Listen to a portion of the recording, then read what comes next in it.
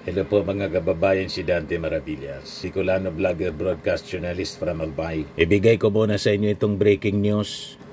Yan o. Sabi dyan, the National Bureau of Investigation recommends the filing of charges against Senator Joel Villanueva, Senator Jingo Estrada, Congressman Saldico ng Ako Bicol, ex-DPWH Undersecretary Roberto Bernardo, ex-Congresswoman Mitch Calayon Oy, and ex-Bulacan District Engineer Henry Alcantara. Justice Secretary Jesus Crispin Remulla said, the recommended charges is for indirect bribery and malversation of public funds. Kaya sabi dito, tunay na pang 2x2. Ito si Jinggoy. Jinggoy Estrada arrives at the Independent Commission for Infrastructure Office.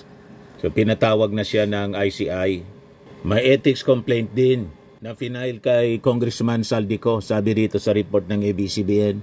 Nabota City Representative Toby Chanco files an ethics complaint against Ako Bicol Party List Representative Saldico, citing alleged violation of the Constitution, the Code of Conduct and Ethical Standards for Public Officials in the House Rules. Yan yung ethics complaint, mga kababayan, received na po ng Congress. Ito naman yung donation ni Engineer Alcantara sa Obando Church, isa sa uli daw. Isa sa uli ng Obando Church ang pick-up truck na donasyon ni dating DPWH District Engineer Henry Alcantara kasunod ng pagkakadawit niya sa issue ng mga anomalyang flood control projects. Nagpilato na yung church. Ogas kamay. Mahilig kasi sila sa donasyon, pagtanggap ng donasyon, ng kahit sa kung sino-sino. Hindi tinatanong kung bakit kaya na mag-donate ng ganon ang isang district engineer. Ngayon, nagka-bookingan, isa uli na lang.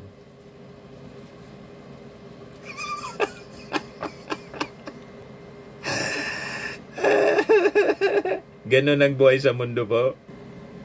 Yan o. Kaya sabi ng mga nag-react, sabi ni Daria Olivares, literal na banal na aso, sandong kabayo, donasyon galing sa nakaw. Alright. Sabi ni Raylim, ganyan dapat Joel, hindi yung tanggap lang ng tanggap. Sabi ni Leo ni Pomoseno, dapat lang di tulad ni Marco B. na di naman daw kailangan ibalik ang mga ninakaw ng mga diskaya para maging state witness. Thank you na lang siguro, pera ng taong bayan yan, Marco. Mag-state witness sila o hindi, kailangang ibalik nila kasi pera ng taong bayan yan. Nakikipag-away kay Justice Secretary Remulla, itong si Marcoleta. Yan o. Return what was taken, Marcoleta insists no need for restitution when applying for witness protection. Makaduda yung posisyon ni Marcoleta. Bakit siya nag-aabogado para kay Diskaya? May abogado naman yon. Kaya sabi niya, sabi ni Ping Lacson kanina, bakit mo pinoproteksyonan na niya si Diskaya? Gusto niya agad-agad, mga kababayan, na ipasok sa witness protection. Baka niya, Mr. Maravillas, may magandang usapan. Malamang. At ayaw niyang ibalik yung mga ninakaw. Baka kasi naubos na. Yung mga pinagbigyan, yung tumanggap, mga kababayan, mula kay Diskaya, baka nagastos na. At kung ipagpipilitan nila na ibalik, baka bawiin din sa kanila. Sino niya? Yun ang kailangan pang hintayin natin, mga kababayan, kung sino tumanggap kay Diskaya. Ayaw ng restitution ni Marcoleta. Kasi ba naman niya, Mr. Maravillas, pag kailangang ibalik, Disyembre, yung mga binigyan ng mga politiko, sisingilin ni Diskaya, binabawian niya sa amin, pinapabalik, ibalik din ninyo yung mga tinanggap ninyo. Kabit-kabit, mga kababayan. Ang nasa likod talaga po nito. Mga politiko, ginamit nila yung mga DPWH officials, pati yung mga kontraktor. Nagkasabuatan talaga. Pero ang pinakang author nito, mga politiko, congressman, senador, na nagkikinabang po dito sa mga insertions. Yan ang malinaw sa kwento. Tama si Ping Lacson, ang original sina niya doon sa sponsor. It could be the Congress, congressmen, or some senators. Na yung iba mga kababayan, na pangalanan na si Joel Villanueva, si Jingo Estrada, at nakadagdag mga kababayan si Bong Revilla. Yan o. Hindi pa talaga safe si Jinggoy. Pinapa-file na yung dalawa ng kaso. Yan o. Yan sila o. Yung mga sabi involved sa kickbacks and insertions. Dalawang incumbent senators, isang dating senador, si Ramon Bong Revilla, si ako Bicol Congressman Saldico, tapos itong si former DPWH Undersecretary Roberto Bernardo. Pinakakasuhan na sila mga kababayan.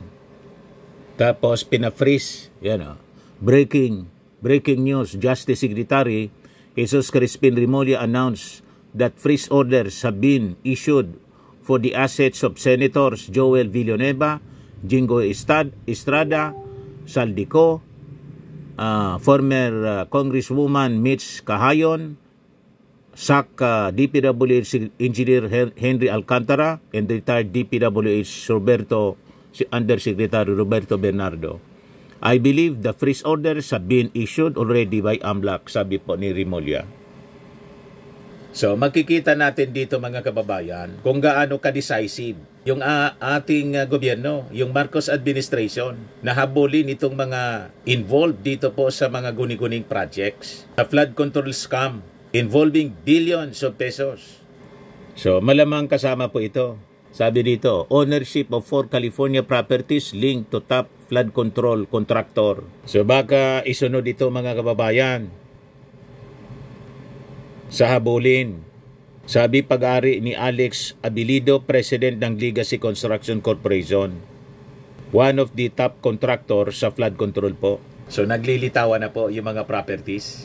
But meanwhile, ito muna, yung mga properties muna, mga assets nitong mga senador at congressmen, Joel Villanueva, Jingo Estrada, Saldico, Mitch Cahayon, at saka itong kay Henry Alcantara at Roberto Bernardo, Yusek. Sunod-sunod na yan mga kababayan. Now going back doon sa ini-insist po ni Marcoleta, talagang mapapaisip ka kung bakit ayaw niya ng restitution. Immediately gusto niya talagang ipasok sa witness protection program agad-agad itong si Diskaya. Parang may magandang usapan. Hindi makalusot kay Ping Lacson. So sabi dito, sa report mga kababayan ng Manila Bulletin, during the Senate Blue Ribbon hearing on flood control scam, Senator Rodante Marcoleta clashed with DOJ Secretary Jesus Crispin Remulla over whether restitution is required for witness protection program applicants, with Remulla framing it as a moral duty and Marcoleta rejecting it as outside the law. Bakit kasi ayaw niyang bawiin? Bakit ayaw niya muna na ibalik? Kasi baka pag ni-require na ibalik, maniningil din sa mga pinagbigyan nitong si Diskaya. Paano kung nagastos na?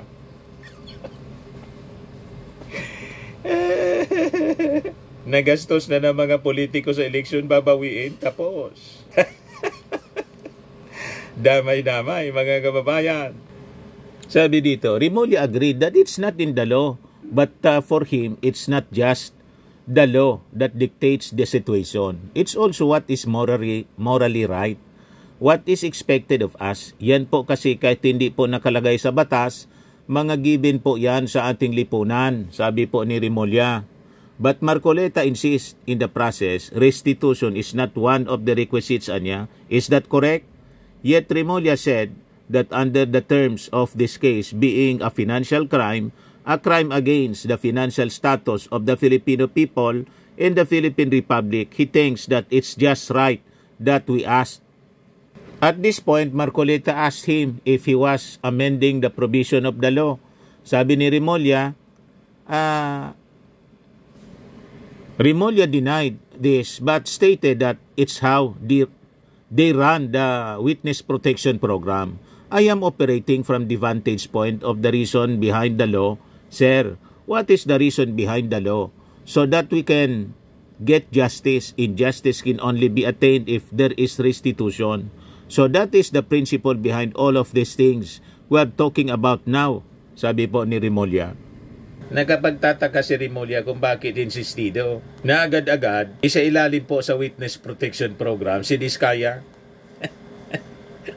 Laging nagmamadali po. Kaya mabuti na lang po, si Ping Lacson ang Chairman Committee on Blue Ribbon Committee at nagkaroon ng kudita sa Senado. Kung hindi po, yung investigasyon ng Senado dito po sa flood control scam, hindi po kapanipaniwala.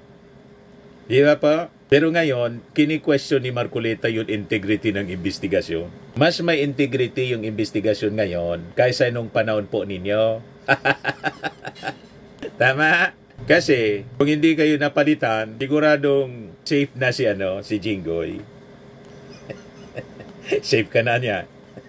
Hindi pa pala safe po. O ngayon, inirecommend na yung pag-file ng kaso laban dito po sa mga senador, congressman at saka DPWH officials. Di ba maganda po ang takbo ng investigasyon?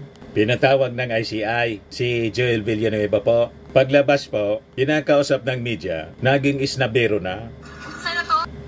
Tumatakbo mga kababayan si Joel Villanueva, papasok sa kanyang kotse na napakagara. Ito po. Pakinggan po natin, panoorin po ninyo. Ano pong usapan sa hearing, Senator? Ang bilis-bilis. Ano pong usapan sa hearing, Senator? Ano pong usapan sa hearing, Senator? Ayaw magpa-interview. Pinatawag po si Joel Villanueva sa kasi Jinggoy ng ICI. Ayaw magbigay ng statement. Gusto niya dumaldal mga kababayan sa Blue Ribbon na dapat nga nag-inhibit sila kung may delikadesa. Nag-inhibit sila sa investigasyon po. Saan ka nakakita na sinasabit sila sa mga anomalyang to? Pagkatapos kasama sila sa nagtatanong. Iniimbestigan nila yung sarili nila. Kung may delikadesa, kaya lang po wala na talagang delikadesa ang mga taong ito. Harap-harapan po ang kakapalan ng muka, mga kababayan. Total display ng pagkakapal. Ito na sila ngayon, mga kababayan. Kaya sabi dito, malapit na silang managot, matakot ng mga kurakot. Ngayon lang ito, sa panahon ng ating Pangulong Bongbong Marcos. During the previous administrations, wala mang presidenteng gumawa nito. Magpa-imbestiga sa massive corruption po sa DPWH involving politicians, congressmen and senators, and DPWH officials. Only po ngayong panahon ng ating Pangulong Bongbong Marcos.